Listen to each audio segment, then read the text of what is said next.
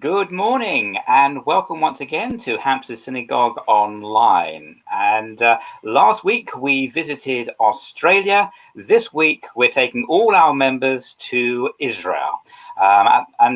Last week we were in a heat wave. Now it's pretty miserable. So I suppose we're whinging Poms. What can we say? For those of you who are watching from right around the world, and you were last week as well, I think we had about 1,000 people watching live and many people watching the recording afterwards. So welcome from wherever you may be. Hampstead Synagogue is an Orthodox community based in London. We are based in our original building, which dates from 1892, in one of the so-called cathedral synagogues of the United Kingdom. We take the religious authority of the Chief Rabbi Ephraim Mervis. And effectively, this month is the summer holiday that never was. Traditionally, our members go all over the world to visit. And so we thought we would take all our members on holiday. And for the 3 weeks, last week we visited Australia, as I said. This week we're going to be visiting Israel. And next week we're going to be visiting India.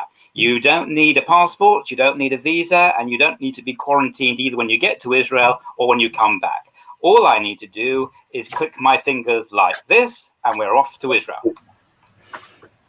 So a very, very warm welcome to our guests, Rabbi Gideon Sylvester, Avraham Hayon, and Hannah Bluestein. Now, you'll notice I read it from right to left, so that's why that was the introduction there.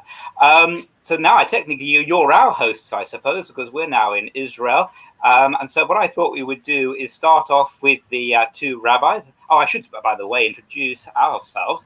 Madeline is my co-chair, and Rabbi Harris is the rabbi of Hampstead Synagogue. So I think all the introductions have been made.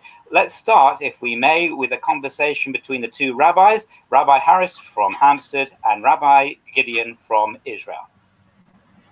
Thank you very much, Gabriel. Good morning and warm welcome to everyone. And many thanks to Rabbi Gideon and Hannah and Avram for hosting us in Israel.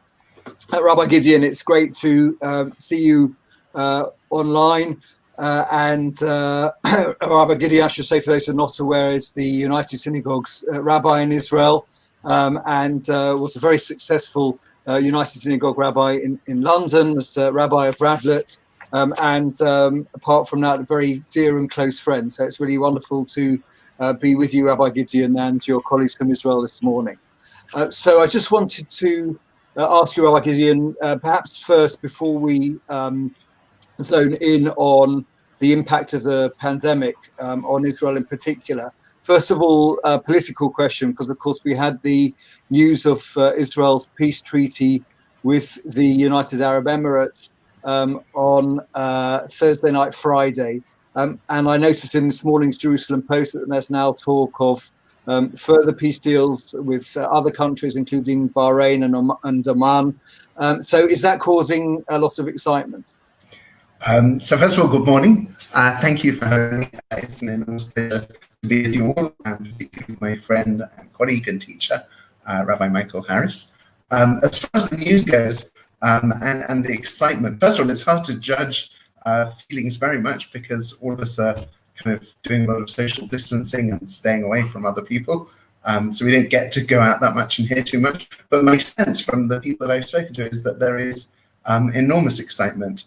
There are those who are cynical. The head of the far left Meretz party said, "I'd like to congratulate Mr. Netanyahu on making peace with a country with whom we've never had a war." So that's the cynical perspective. But I think for the most part, people feel that this is a really good thing and a really exciting thing and potentially a big step forward for Israel. So yes, I think there is great excitement. Right, good, thank you. Okay, it's good to hear that, and hope, please God, that this will develop into a peaceful situation, not just with the UAE, but increasingly with the Arab world. So thank you very much for that. Rabbi Gideon, moving towards the discussing the pandemic, which is sadly still very much on all of our minds. How is the feeling in Israel in general? The impact on the economy, we know, has been very serious. There seems to be there's obviously a second wave going on. How do you sense excuse me, how do you sense that people are coping with it? I think initially there was a kind of tremendous pride that Israel did exceptionally well at the beginning of the pandemic. And I think that's kind of taken a bit of a blow because things have got worse. It has got tougher. Our record is still significantly better than Britain's. Not that we're boasting or comparing, but thankfully it's important to keep things in perspective. It's still relatively good, but not as good as it should be. And I think that has created a certain dismay in the population. And of course, every night there are massive demonstrations outside the Prime Minister's office from a population who are feeling very frustrated. And on the other hand, life is going on as normal, pretty much, except with us all wearing masks. Right. Okay, thank you. And I hope things obviously improve as quickly as possible for you and, of course, for everyone. Rabbi Gizin, moving towards our professional area of interest, religious life. How are things in terms of shuls? And we've read a lot here about the balcony minyan, the Mirpeset minyanim in Israel. How is that going? What is the situation at the moment?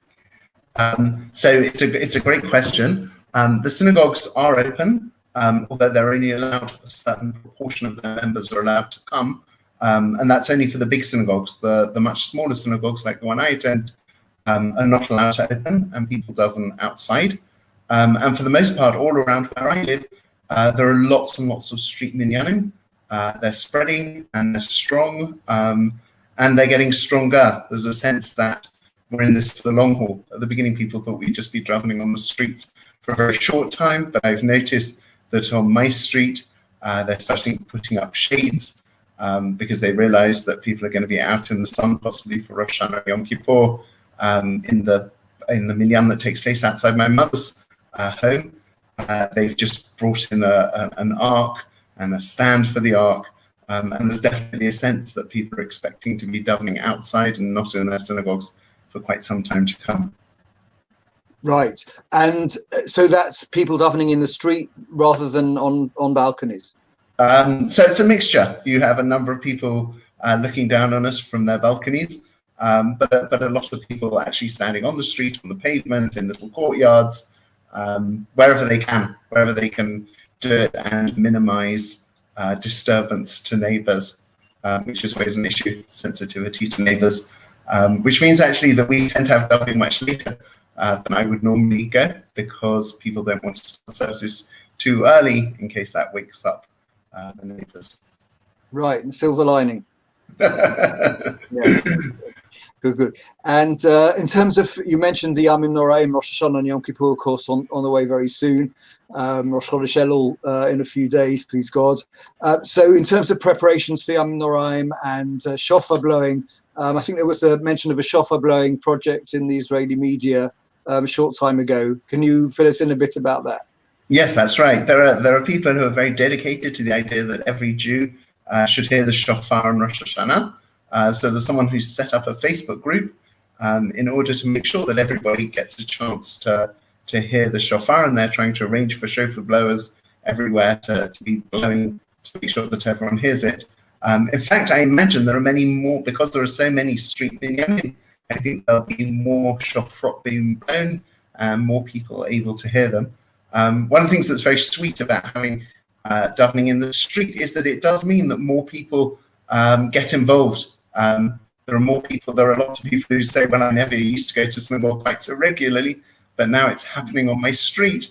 I always pop downstairs and just join. It's harder to plead that you can't get to shul when it's there outside your house. And the other thing that's very sweet is on my street, sometimes we're davening away and the dustmen will come and they'll sort of get out of their dustmen's vans and they'll stop and they'll say a Kaddish with us or join in for a few minutes, and then they'll get on with their work. So something very, very lovely about that. Yeah, that sounds lovely. We've got a special Israeli part of Israeli life. And do you find there's a sense of community when people are davening on the streets? I mean, presumably neighbours who didn't necessarily know each other are now davening together. So presumably it enhances the local sense of community. Yes, there's definitely a whole new set of communities that have emerged. I think every minyan has its own WhatsApp group, so people can communicate, say what they like about the minyan, what they don't like about the minyan, because Jews have to complain about shul. That's part of the job. But certainly we're all getting to know our neighbours better. And what's very sweet on the minyan on our street is that there's also been people who are not necessarily regular shul goers getting involved. We've had a bar mitzvah. We've named 2 or 3 babies along the way, and life is there's a real sense of making life go on and Jewish life go on despite the problems. It's also a very impressive mark that people are able to break up into these small communities, and there are people who are competent enough to lead the services. There are people who own Sifrei Torah, so we're able to do absolutely everything from start to finish. Without necessarily having a formal synagogue to daven in. And kiddushes are just starting to happen a little bit. People are somewhat wary of having kiddushes because of all the COVID issues, but every now and again, some whiskey gets opened and some biscuits are there, and we celebrate Smachot. Yeah. Okay, fine. Good to hear. Good to hear. That sounds very special. Rabbi Gideon, moving to a little more of a controversial issue in terms of the events of recent months and the beginning of the pandemic. There was in the Israeli press a lot of coverage of responses in the Haredi community. I should say parts of the Haredi community, because of course the Haredi community is a lot more varied and diverse than the modern Orthodox community, I often think. But in parts of the Haredi community, what was reported was a sense that that Haredim who were particularly alienated from social media, from normal communications, which people integrated into the modern world more fully, take for granted, that they perhaps didn't realize the full scale of the emergency, and that was an issue, and it was affecting other parts of Israeli society.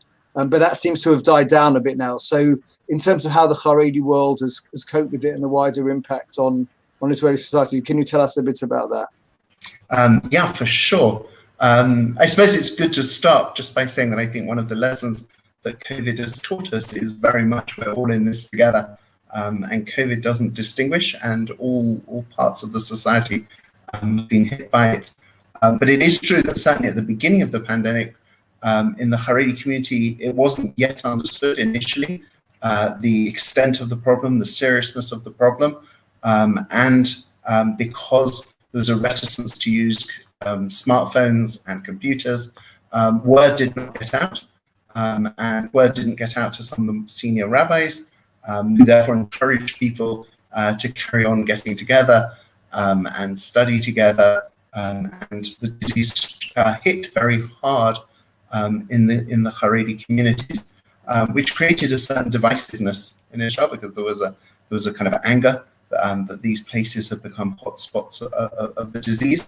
But equally, what was very sweet was there was also a unifying element to it, because as the word spread in the Haredi world and people began to understand the importance of obeying the instructions, also the Israeli army was deployed to help lock down various cities with a strong Haredi population, and Israeli soldiers were there handing out food to members of the Haredi community. And in fact, there were also some very lovely videos of Haredi families supporting the soldiers who were looking after them. So hopefully it will also create some more unity in the country. Fine, absolutely. No, that's good to hear.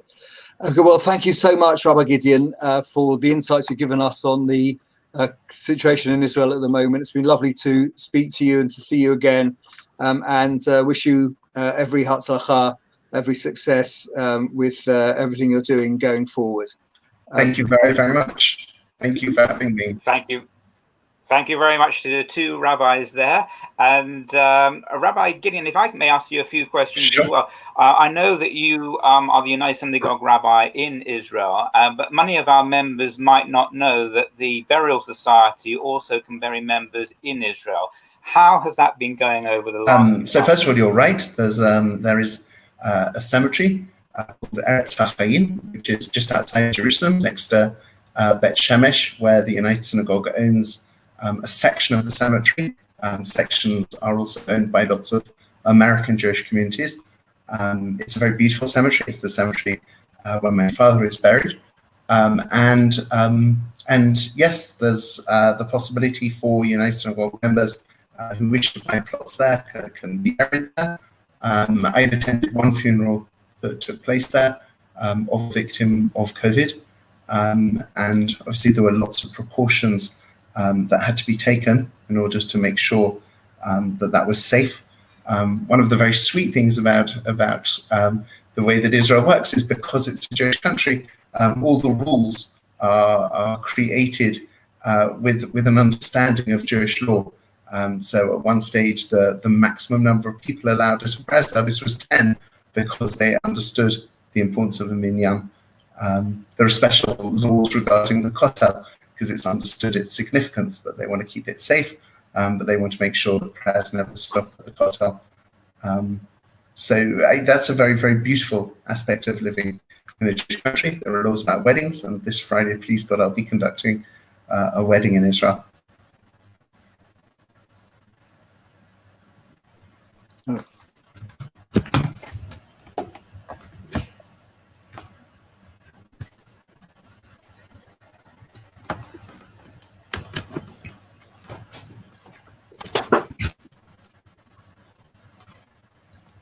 I'm sorry, I couldn't hear you for a minute.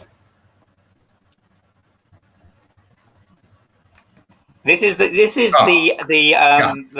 thing of the era, isn't it? You're on mute, right?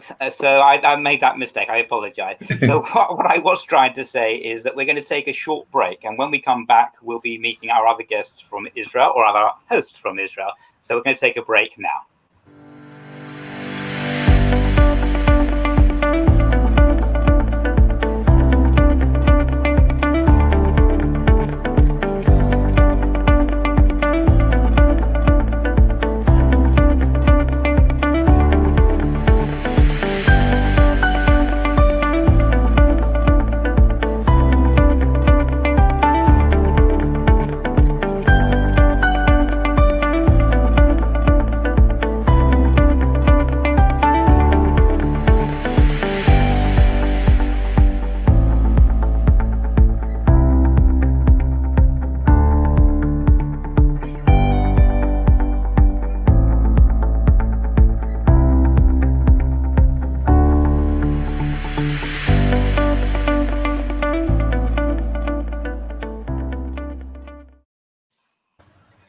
Welcome back, and thank you very much to joining us again. So what I thought I would do to start off part two is not only, of course, to thank our media sponsors, Jewish News, which is a Jewish newspaper here in London, and to specifically welcome those people coming through the social media of the Jewish News, whether on YouTube, Twitter, or Facebook, but also to remind you that you can comment on what you're hearing and ask particular questions. So please do so, and hopefully we'll be able to feed some of those questions to our guests. The other thing, again, for the international audience, it might be helpful, even though many of our members here will know Israel very well, to just give some context before we invite our other speakers to address us. So as of 2020, Israel's population was an estimated 9.2 million, of whom 74.2% were recorded as Jews. Arabs accounted for 20.9% of the population, while non-Arab Christians and people who have no religion made up 4.8%. About 92% of Israelis live in urban areas. Over the last decade, large numbers of migrant workers from Romania, Thailand, China, Africa, and South America have settled in Israel. And according to the OECD in 2016, the estimated average life expectancy of Israelis is 82.5 years, the sixth highest in the world. Israel was established as a homeland for the Jewish people in 1948, and the country's law of return grants all Jews and those of Jewish ancestry the right to Israeli citizenship. Approximately 75% of Israeli Jews were born in Israel. 16% are immigrants from Europe and the Americas, and 7% are immigrants from Asia and Africa, including the Arab world. Jews from Europe and the former Soviet Union and their descendants born in Israel, including Ashkenazi Jews, constitute approximately 50% of Jewish Israelis. A social survey from 2016 by Pew Research indicated that 49% self-identify as secular, 29% as traditional, 13% as religious, and 9% as Haredi, often known as the ultra-Orthodox. Haredi Jews are expected to represent more than 20% of Israel's Jewish population by 2028. So there's a little bit of context for you, and hopefully that will be of interest, obviously, to our members as well. So I now want to introduce Avraham Hayom. So if we can say hello to Avraham. Avraham, you represent a charity called I can read it, Sahi. Perhaps you could help explain what Sahi have been doing, because it's quite a rather exciting thing that you've been doing during the lockdown period. Over to you, Avraham. I think we just lost Avraham as we were going over. So what I'm going to do, that's going to go into the blooper reel, by the way. We're going to switch the order. Hannah, I'm going to come to you if that doesn't give you too much of a panic. Sure. Okay, Hi. so I'm going to introduce Hannah Bluestein to you now. She is founder and owner of Pomegranate Travel, the leading luxury Israel tour operator. Hannah is originally from London. She studied at both Oxford and Cambridge, and her first career was as an investment banker. She moved to Israel 10 years ago with her Israeli husband, where the entrepreneurial spirit encouraged her to set up her dream business, focused on her two great passions, travel and Israel engagement. Avraham, I see that you come back, so we're going to switch the order, and I'll come back to you towards the end, if that's okay. All right. So, Hannah, the question for you is, can you tell us a little bit about how coronavirus has impacted travel in Israel today, and how travel to Israel will be impacted over the medium term? Over to you, Hannah. Thanks, Gabriel. Well, obviously, the entire travel industry globally has been massively and very negatively impacted by coronavirus.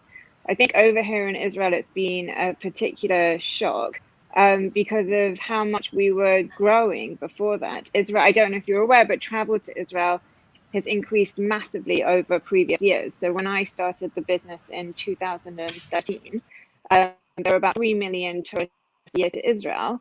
Whereas in 2020, coronavirus aside, or before coronavirus, Israel was forecast to have 5 million tourists. So it's quite ironic now that our biggest business problems before coronavirus was that we literally couldn't cope with the demand and constantly hiring and keeping systems up to date as we were having massive increase year on year. So I think for everybody in tourism in Israel, coronavirus has been a real humbling bite of reality to remind us that today doesn't always look like yesterday in business or in life. Having said that, there's absolutely, so just to be clear, we've had no tourists here at all since March. And the skies are starting to open up a bit now, but not kind of to straightforward tourism. So we've had no tourists here at all since March, and we're not sure when the skies will open again. Although there are now murmurings that we might be moving in that direction. Having said that, I am absolutely positive that what we're seeing at the moment is a temporary break in tourism. Because travel is one of the great defining privileges of our age. People want to travel. It's one of the ways in which we continue our adult education, and it's the main way in which we explore the world. It's too important for it to be anything other than a temporary break. And indeed, here at Pomegranate, we're still sending out quotes every single day for people from all the way around the world who are desperate to travel here. But everyone's waiting to see what actually happens.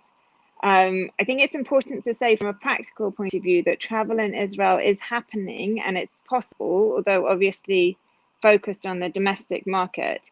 So this summer, together with my family, I've been away 3 different times, twice to the north and once to Jerusalem. And actually, we've had wonderful mini breaks. So if you were to ask what does travel in Israel look like today, it's quite similar to what it was before, with some moderations, and actually some changes for the better. So the hotels, for example, are only allowed to take occupancy up to a certain level, which means that they're not overrun. They're mostly clean, which is the same for restaurants and other tourist sites, which, you know, that's great. The biggest difference is that everybody has to wear a mask in all public places. So whether that's in a hotel lobby or out in the street or at a tourist site. And at the beginning, you know, that can feel quite strange and uncomfortable. But after a while, honestly, you just get used to it and you're not even aware you're wearing a mask anymore. So we've managed to really enjoy hotel facilities and touring sites. Indeed, we were up in Akka recently with a group of people, with friends. And because you now have to pre-book appointments at these sites, at the national tourist sites, it was quite amazing. We had the entire UNESCO World Heritage Crusader halls to ourselves, which was definitely improved experience compared to how busy Israel usually is in summer. Can I ask a question here? Sure. So I think what's interesting is that we have staycation here in the UK. So we're kind of getting to learn our own countries a bit better, which is quite fascinating. But you also mentioned that you're quoting prospective clients. Are they prepaying, or are they committed to coming as quickly as they possibly can? How are they approaching the issue? Yeah, sure. So we're sending out a lot of quotes. Our ability to actually finalize those bookings has gone down dramatically, especially for 2021. So 2021, we're seeing people very hesitant to put down deposits because of all of the uncertainty around travel. But what's interesting is that we've had quite a few bookings for 2022. I think the assumption is that at some point in 2021, things will get better. And by 2022, certainly things will be pretty much back to normal. So 2022, we're actually getting real bookings. So I mean, that's a kind of very different from how we've done business in the past, but it makes sense in the current circumstance. I think biggest. Try. No, I think what's really interesting thinking about future travel is that, everyone's saying in the media, but I think it's really true. It's not just a cliche, that we're becoming so much more aware of travel as a privilege and not a right, and how important and meaningful travel is to us, that we're thinking about our future travels much more purposefully. And for Israel in particular, that really matters, because Israel is, we're not a Caribbean beach. We are an absolutely meaning and content-based destination. So I think we're going to see more Jewish heritage and Christian heritage tours over the short and medium term, because in the past we had a lot of what we call cradle of civilization travel, which is people who are interested in general culture and history and archaeology. But I think we're going to see people with a Jewish or Christian heritage connection really wanting to be here. And when they're here, doing more meaningful activities, which our clients who come from further abroad, from the States, from Australia, from Brazil, those people tend to pack their time here with really meaningful experiences because they've come so far. Whereas people coming from Britain, they'll often come and, enjoy hotel facilities and enjoy the weather here. I think people even coming from Britain will want to really take advantage of being here, and to kind of dig a bit deeper when they come back and really be here with a new consciousness. So whether that means something very simple like taking the family to Jerusalem, but deciding to get that really top-notch tour guide to try and unpick one of the most complex places in the world, and to try and make sense of all of the many narratives which often contradict each other, and to unveil those layers of history. People are much more likely to do that kind of thing now, or to want to get to know some Israelis here through various home hospitalities, whether it's a Shabbat home hospitality in Jerusalem, or home hospitality in a Christian Arab home in Jaffa, or a Muslim Arab home in Jerusalem, or a Druze home in the north of the country. I think people are really going to want to engage with content. I think what you're saying is that Israel has a lot of faith tourism, and part of the faith is that we're going to go into better days again, and I want to go to Israel as quickly as possible. I think that's right. It's faith and it's heritage, and it's going to places on vacation, not just so that you can have a change of environment or better weather if you're coming from the UK, but going somewhere where, as a family group, you're going to have a meaningful experience. I'm not a great traveler. When I go to Israel, I stay put in Tel Aviv. I always love to go to Jerusalem, and for two particular reasons. One, the Israel Museum, which I absolutely adore. Yeah. And the other is the Yad Vashem, which I think is one of the best museums actually in the world for context of a historic moment. I wonder whether you could give us some hints of what we should be going to visit as soon as we can get international travel back again. Yeah, well, they are great museums, both the Israel Museum and Yad Vashem. But there's so much to see in Israel, which are not just classic sites. So, for example, the north of the country, I would encourage you to go and spend 3 or 4 days in the north. I would encourage you, for example, to visit some of the stunning ancient synagogues, which you may not have seen before, like places like Zippori, or to go to the amazing, really world-class Roman ruins at Bet Shean, or if you're interested in geopolitics, to go up to the border with Syria and to take an off-road jeep ride with an expert from military intelligence, and to go onto the border and to try and understand what is happening across the border, what it means for Israel, what it means for the region.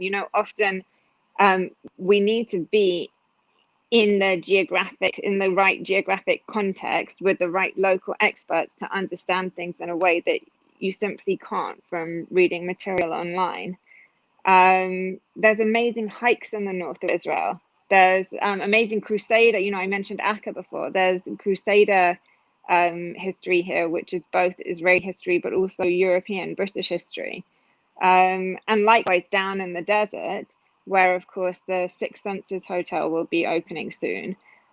Really, really world-class, literally UNESCO World Heritage sites of Nabatean and Byzantine ruins, which most people aren't even aware of, never mind having visited. There's all the adventure stuff down in the south as well, rappelling and hiking and biking. So I would say try and spend a few days outside of the center of the country. You're frightening me with all these ideas, quite frankly. But one of the things I'm not quite sure about, because I couldn't find on the internet, and it's quite difficult sometimes, the high-speed train from Tel Aviv to Jerusalem, is that now fully operational? It is, yes, it is now operational, but all of the trains in Israel have, all of the timetables and everything has kind of been put a little bit on hold because of coronavirus, but it did start working, yes. And that will help people get around. Okay, that's a little bit easier. By the way, we got a message from Michael Singer, who wished me a good week. And when I visit Israel, I see Mike over there, so that was very nice. So he says, Shavua Tov, Gabriel. So have a good week, Gabriel, which is really nice. So thank you very much for that, Mike. And I miss you and the family, and I really do look forward to coming back to visit. So, and that's also, isn't it? There's a sense of loss of people who do visit very regularly to Israel and not being able to. It's left a bit of a hole, hasn't it?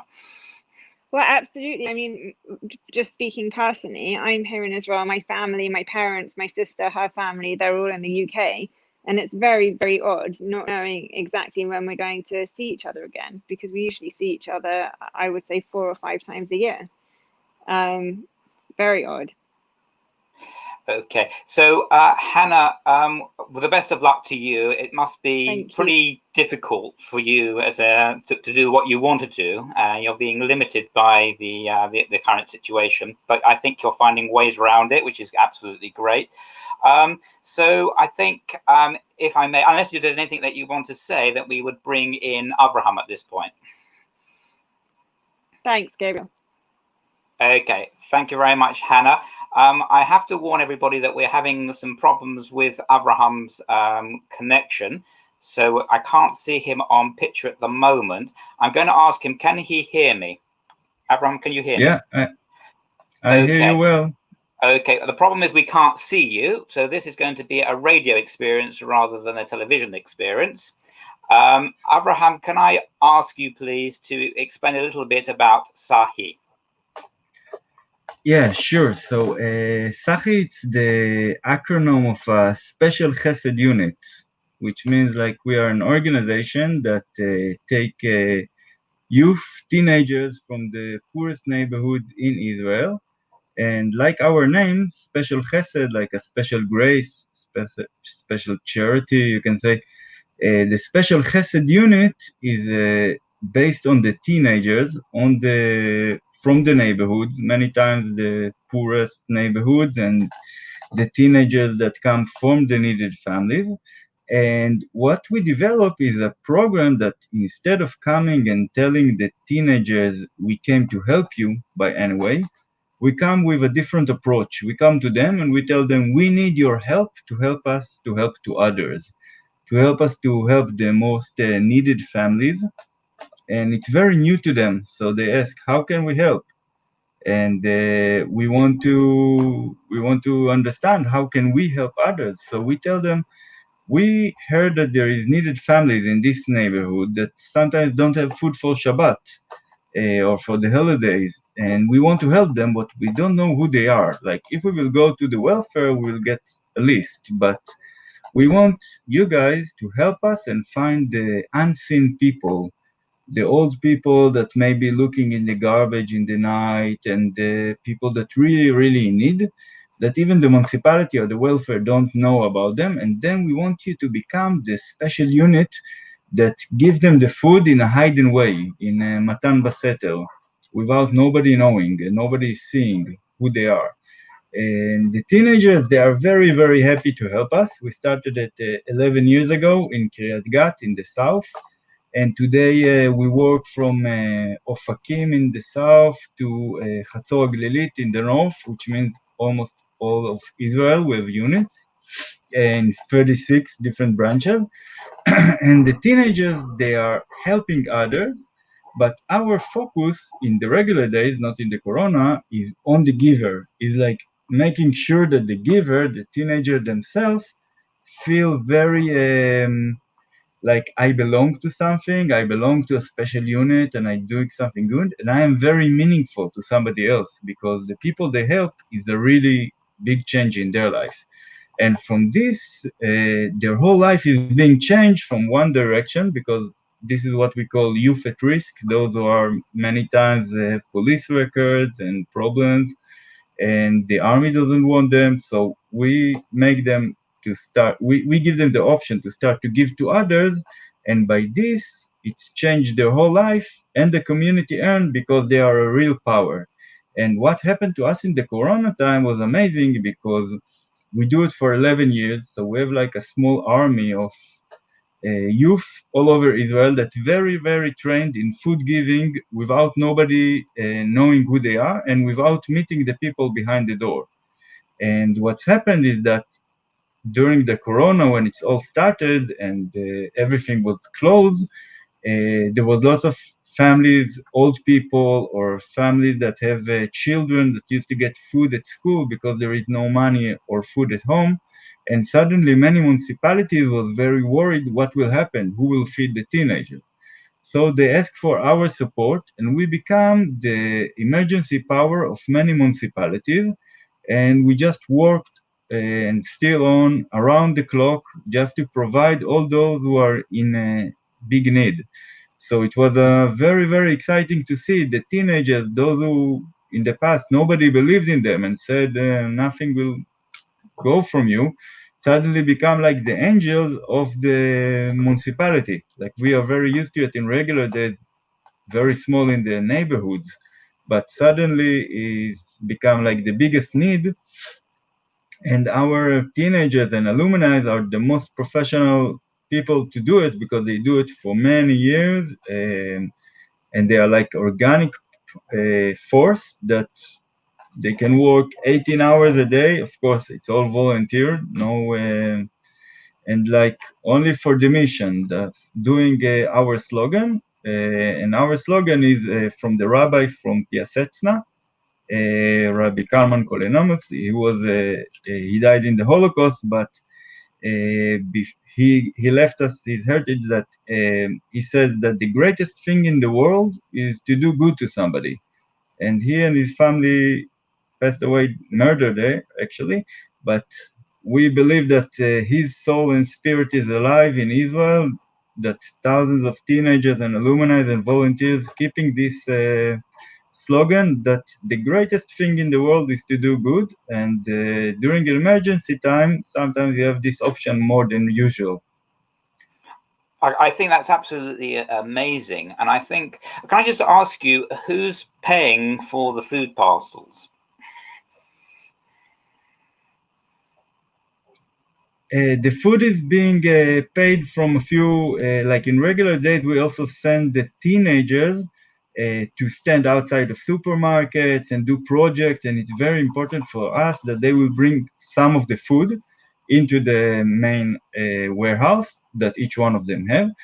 We do work with a few roof organizations like Leket Israel, Atet, and so that provide us some of the food. But mostly it's from donations, from people that donating in memory of somebody or for a special holiday. And during the Corona, actually, we raised lots. Like we used to deliver about 1,200 packages a week.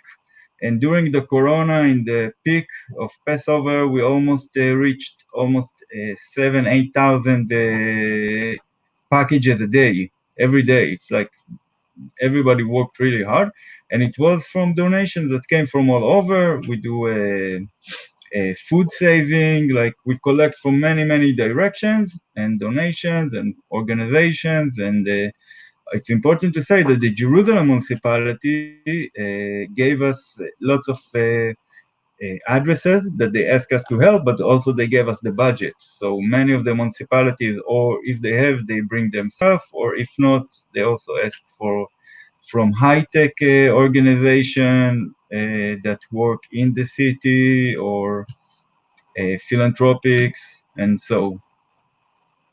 Thank you. Yeah. So just to say that we've got some messages in from Biafra land, which is quite interesting. I don't know where Biafra land is, but thank you for that message. So Abraham, as you will know, according to Jewish law, when one gives charity, one shouldn't know who the recipient is. So I was very intrigued by you find out who the person is of need, you give them something, but you don't actually reveal who's giving it to them. So it seems to me that Jewish ethics is very much part of this entire project. Definitely, we are all our agenda is very spiritual and religious connected. We are not a religious organization. We work with secular, with religious, with ultra-Orthodox, Ethiopians, with everybody together. We don't consider ourselves as a religious organization, but we are very proud and saying that it's all based on the simple Jewish values of love your neighbor as yourself. And as many said, like the whole Kabbalah, if you take the Kabbalah, the mystical, the whole thing is about Kabbalah is actually translated to receive, and the whole magic is to give, what you give to the other. And we really use the power of giving, and we see miracles. Like we work for many years already, we are growing, and our plans is also to be spending our borders and to teach others countries and other places after we strengthen ourselves a bit more, because it's very simple. In the end, you take the teenagers that live in the neighborhood, and instead of them becoming the power that interrupt the neighborhood, they start to become the positive power of the neighborhood. And the giving is something that each one of us knows, like it's something divine, it's spiritual, it's something that no matter what you buy or no matter what honor you receive, there is, which is thing that makes you feel good. The real giving, when you really do a giving to somebody else that really needs something, you feel it in your heart. You feel something spiritual, something divine. And we give this feeling to the teenagers, and we see how it's changed their life completely, and they become people that keep doing it during our activity and also after with our alumni when they go to the army, when they start their work afterwards. And our vision is to spread this message in the world and to do good. Very, very good. Thank you very much. So I'm bringing in our Israeli host again, Hannah and Rabbi Gideon, welcome back. I just wondered whether or not we could reflect a little bit about what's going on in Israel at this particular time. I think Abraham has got a fantastic story which is going on nationwide. And I wondered whether or not, Hannah, any of the of chesed, the Jewish concept of kindness, has it touched you? Have you heard of stories perhaps at this particular time? Well, firstly, we're great supporters of Sachi. We think Sachi is an amazing organization, and so we're quite involved with Sachi. There's also local groups which have been set up to help people who are more in need. So, for example, I live in Renana, and there are a few people who are very elderly, or they're just not able to get out and do basic shopping at the moment. So that on a community basis, there are groups of people who are preparing meals for Shabbat and taking meals to them. That's the kind of thing that happens much more readily and feels much more natural here in Israel than perhaps it might do in London. And Rabbi, the same question to you. Obviously, you're in touch with a lot of people, and have you been hearing some stories of great kindness which really impressed you? I have. First of all, my mother, unfortunately, was recently in the Sharet Tzedek Hospital in Jerusalem, and it's just magnificent to see how the hospital is just a home to incredible kindness and generosity. There are volunteers who go around bringing sandwiches and tea and coffee, not just to the patients, but actually to their visitors, because there's an understanding that visitors also need a bit of support. On Shabbat, there are meals provided for all the visitors who come. Normally everyone sits down to a Shabbat meal together, but with COVID they hand you a parcel of food, but everybody is able to eat Shabbat meals throughout Shabbat in the hospital. On the fast of Tammuz, someone had supplied sandwiches so that when the fast went out, all the visitors to the hospital, and we're talking about hundreds of people, can eat together. So it's just an absolute beautiful, beautiful, beautiful generosity and kindness that one sees all the time in Israel. The emergency over here coincided with the Jewish festival of Passover, the Pesach. How was Pesach over in Israel? Someone else want to? Rabbi, you take it if you can. Okay, I also have one more story for you if you want, but no, fine. No, feel free. Oh, so the other story I was going to tell, I just thought it was very sweet. It was actually in America, but I found it very inspiring. It was a story that was reported of the family of a very prominent rabbi, and they were deeply, deeply hurt and upset when they found out that they wouldn't be able to have a full funeral for him, and that only a handful of them would be able to go, because the grandfather in this case was a very, very prominent and important rabbi. And they went to the funeral home, and they were taken to the coffin, and they started saying their prayers, and they were standing over the coffin and crying and weeping, when an official of the burial society came in, and he was very, very embarrassed. And he sheepishly said to them, I'm sorry, but many of our volunteers are off sick with COVID, and because of that, there's been a mix-up. And in fact, this isn't the coffin of your grandfather. This is someone else. And the person wrote that the whole family were desperately upset and angry for one moment. And then they realized that actually this was a man, they found out the story, that the man over whom they'd been crying, who was not their grandfather, was a man who died on his own in his home, and the body had been there for several days because no one had found him.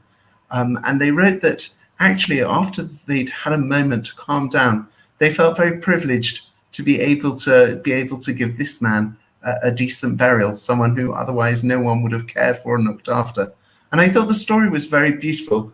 I thought it was beautiful because it was very real. They were absolutely open and honest about their anger and grief, but also a sense of it's wonderful. As Avram said, quoting the Piasetzner Rebbe, it's wonderful. The greatest thing in the world is to be able to do somebody else a favor. And that's how they felt, and that's what they did, and that's what Avraham's involved in.